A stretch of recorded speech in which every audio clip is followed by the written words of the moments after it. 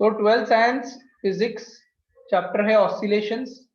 तो पिछले वीडियो में हमने लीनियर डिफरेंशियल इक्वेशन का डेफिनेशन देखा था, लीनियर सिंपल हार्मोनिक मोशन का डेफिनेशन देखा था। आज हम लीनियर सिंपल हार्मोनिक मोशन का डिफरेंशियल इक्वेशन बनाएंगे। लीनियर सिंपल हार्मोनिक मोशन का डिफरेंशियल इक्वेशन बनाएंगे। सो आंसर में पहला पॉइंट रहेगा same definition of simple harmonic motion. So in simple harmonic motion number 1 क्या होना चाहिए? Restoring force is always directed towards mean position. Correct, is always directed towards mean position. ये हमने पिछले वीडियो में देखा था, टुवर्ड्स मीन पोजीशन। हमने स्प्रिंग मास ऑसिलेटर का एग्जांपल देखा था, जिसमें हमने देखा है कि अगर हम स्प्रिंग को राइट साइड डिस्प्लेस करेंगे तो मीन पोजीशन फोर्स उसको मीन पोजीशन लेफ्ट साइड की तरफ लेके जाएगा। ये जो डायरेक्टेड टुवर्ड्स मीन पोजीशन है, इसको आप ऐसे भी बोल सकते हो कि रिस्टोरिंग फोर्स डिस्प्लेसमेंट के ऑपोजिटली डायरेक्ट करता है। और हमने सेकेंड पॉइंट ये भी डिस्कस किया था कि जितना ज्यादा डिस्प्लेसमेंट करेंगे उतना ज्यादा रिस्टोरिंग फोर्स क्रिएट होगा, उतना ज्यादा रिस्टोरिंग फोर्स जनरेट होगा। So the magnitude of restoring force is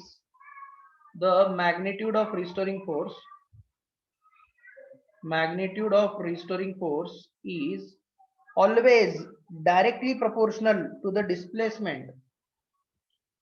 Always directly proportional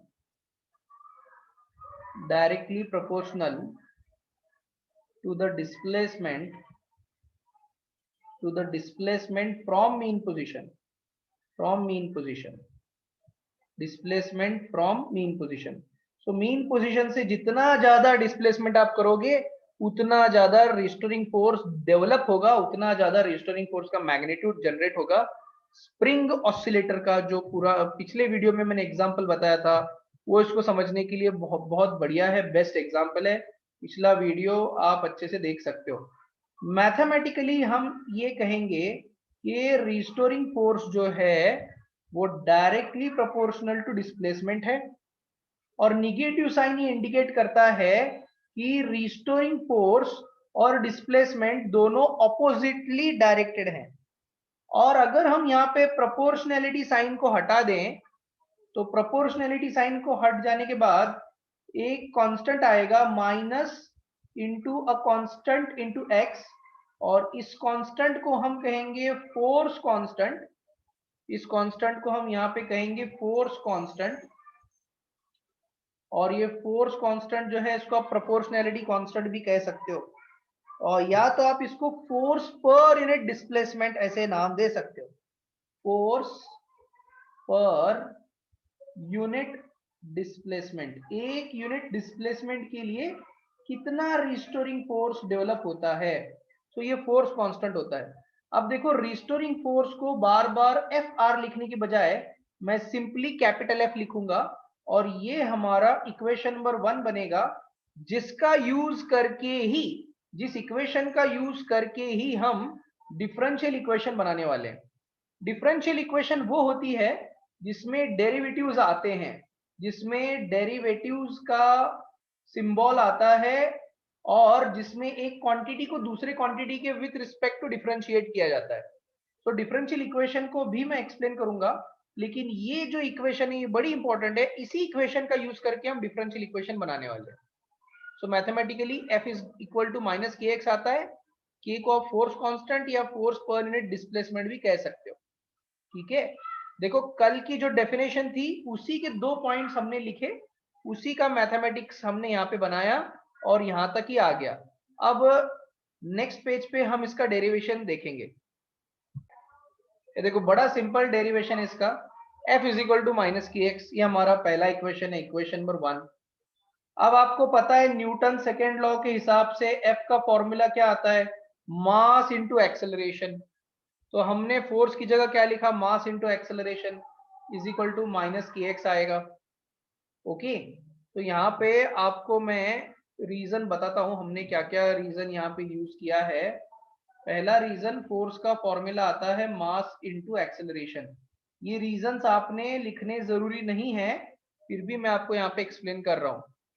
अब मैं यहाँ पे रीजन दूंगा कि एक्सेलरेशन जो है हमने 11th स्टैंडर्ड में पढ़ा है, it is the change in velocity, it is the change in velocity with respect to time. Acceleration का मेन फॉर्मूला होता है change in velocity of the object with respect to time. So acceleration को आप change in velocity dv upon change in time dt ऐसे आप लिख सकते हो। ये d बाई dt होता है small change in velocity with respect to small change in time. इसी को आप रेट ऑफ चेंज भी कहोगे, इसी को डेरिवेटिव का सिंबल भी कहा जाता है। और ये पूरी आंसर में डेरिवेटिव के सिंबल आने वाले हैं, इसीलिए एंड के आंसर को डिफरेंशियल इक्वेशन भी कहा जाता है। तो देखो एक्सेलरेशन की जगह पे हम ये dv बाई dt यहाँ पे रखने वाले हैं। So therefore m as it is, acceleration की जगह पे मैंने रखा dv by dt is equal to minus kx। Okay, ये मेरा दूसरा रीजन। अब देखो मेरे पास है तीसरा रीजन, ये मेरा सेकंड रीजन हो गया। अब मेरे पास है थर्ड रीजन। थर्ड रीजन ये है कि हमने 11th स्टैंडर्ड में पढ़ा है कि वेलोसिटी क्या होता है। वेलोसिटी होता है change in displacement, change in displacement of the object with respect to time. यानी कि आप वेलोसिटी को change in displacement, small change in displacement with respect to small change in time ऐसे लिख सकते हो। सो अगले स्टेप में हम यहाँ पे v की जगह पे dx बाई dt लिखने वाले हैं। So therefore m as it is आ गया। चाहे तो हम इसको ऐसे सेपरेट कर सकते हैं, it is allowed in mathematics. d by dt अलग लिख सकते हैं और v अलग लिख सकते हैं। समझ में आ गया? Rate of change of velocity with respect to time को d बाई dt डेरिवेटिव का सिंबल अलग दो और v का सिंबल अलग दो, is equal to minus kx आ गया। अब आप क्या कर सकते हो, ये d बाई dt को एज इट इज रखो, v जो ब्रैकेट में है उसकी जगह पे आप dx बाई dt लिख सकते हो। सो ये आ गया dx by dt is equal to आएगा माइनस kx।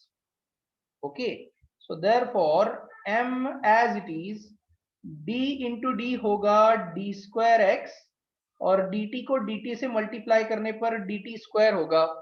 सो ये बेसिकली मैंने यहाँ पे आपको अंडरस्टैंडिंग के लिए बताया है, बट एक्चुअल मेथड होता है कि फर्स्ट ऑर्डर डेरिवेटिव का अगेन डिफरेंशिएशन आपने किया है तो उसको सेकेंड ऑर्डर डेरिवेटिव कहा जाता है और इसका सिंबल होता है d square divided by D t square of displacement और यहाँ पे आ रहा है आएगा माइनस के एक्स। सो इस तरह से हमारा डेरिवेशन अब तक चला है। सो हमारे पास लीनियर सिंपल हार्मोनिक मोशन का इक्वेशन था, फोर्स की जगह मास इंटू एक्सेलरेशन आ गया, माइनस के एक्स तो एज इट इज रहेगा, एक्सेलरेशन की जगह change in velocity upon change in time आ गया, डी बाई डी टी और वेलोसिटी को अलग लिखा जा सकता है मैथमेटिक्स में, और वेलोसिटी को हम change in displacement upon change in time dx by dt लिख देते हैं।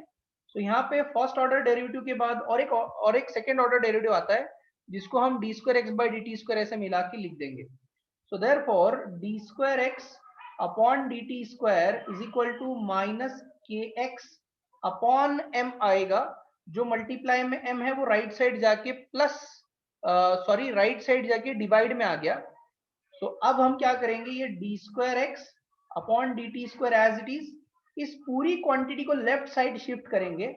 पूरी क्वांटिटी को निगेटिव साइन है, ये लेफ्ट साइड शिफ्ट होने पर पॉजिटिव होगा, plus k x upon m is equal to 0 आएगा। So this is your differential equation of linear simple harmonic motion. यही तो आपका लीनियर सिंपल हार्मोनिक मोशन का डिफरेंशियल इक्वेशन है। इतना सिंपल डिफरेंशियल इक्वेशन आपको इजीली समझ में आ जाता है।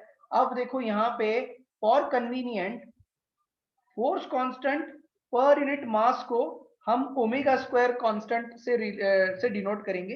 कन्वीनियंट के लिए हम के बाय एम को ओमेगा स्क्वायर पुट करेंगे और ये के बाय एम ओमेगा स्क्वायर के कैसे इक्वल आता है ये हम यूनिफॉर्म सर्कुलर मोशन में देख चुके हैं, या अगर आपको ये पता नहीं है तो मैं इसके लिए आपको एक सेपरेट वीडियो बनाता हूँ, इसको 10 मिनट का एक्सप्लेनेशन लगेगा। सो फर्स्ट ऑफ ऑल मैं यहाँ पे फॉर आपको सजेस्ट करता हूँ कि के बाय एम को आप ओमेगा स्क्वायर ये पहले पुट कर दो, इसका कॉन्सेप्ट पिछले चैप्टर में हो चुका है। सो देखो d square x upon d t square plus k upon m की जगह आप लिख दो omega square into x equals to 0। So this is your simplest form, simplified form of the differential equation. So this is called differential equation because it contains the second order derivative. Okay, इसमें second order derivative आता है, इसीलिए इसको differential equation कहा जाता है. So this is differential equation of linear simple harmonic motion. Linear simple harmonic motion.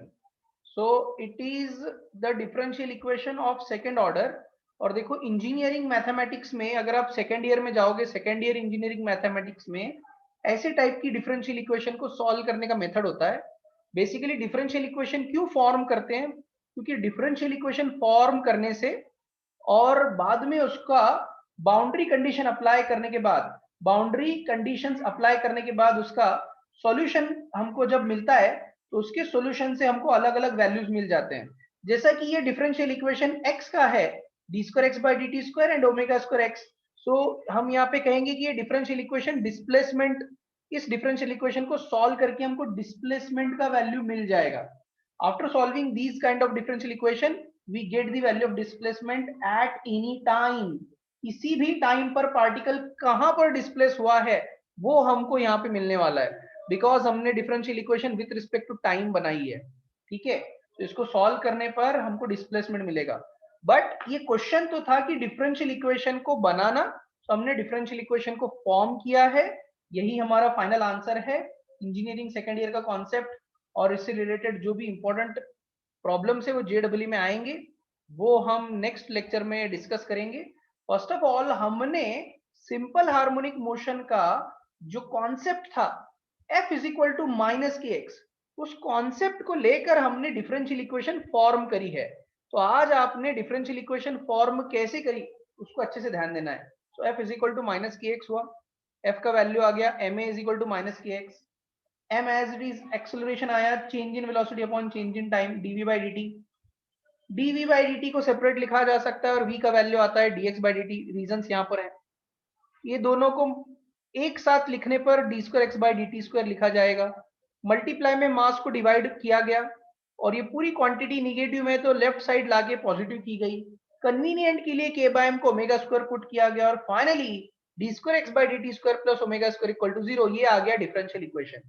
So I hope कि आपको इसका जो भी मैथमेटिक्स है वो समझ में आ गया होगा और आप इसका एक स्क्रीनशॉट ले सकते हो. ये देखो, ये पूरा डेरिवेशन को मैं आपको एक हॉरिजॉन्टल मोड में ला देता हूँ और आप इसका एक पूरा स्क्रीनशॉट आप आसानी से ले सकते हो और इसको आप घर पे अच्छे से समझते हुए लिख सकते हो. सो रेडी स्क्रीनशॉट के लिए?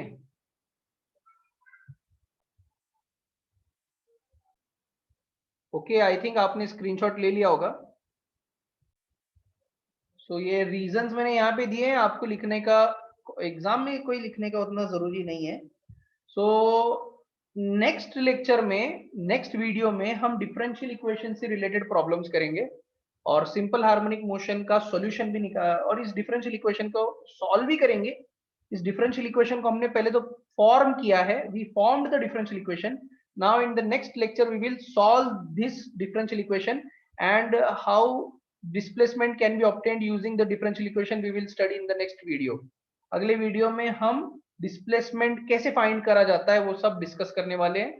प्योरली मैथमेटिकल कॉन्सेप्ट है और ये थोड़ा सा मैथमेटिक्स का इसमें आपको प्रैक्टिस करना पड़ेगा. जिन लोगों का मैथ्स नहीं होता है उनको ये खास ज्यादा प्रैक्टिस करना पड़ेगा. ठीक है, सो हम यहाँ पे फिजिक्स का वीडियो आज एंड करते हैं.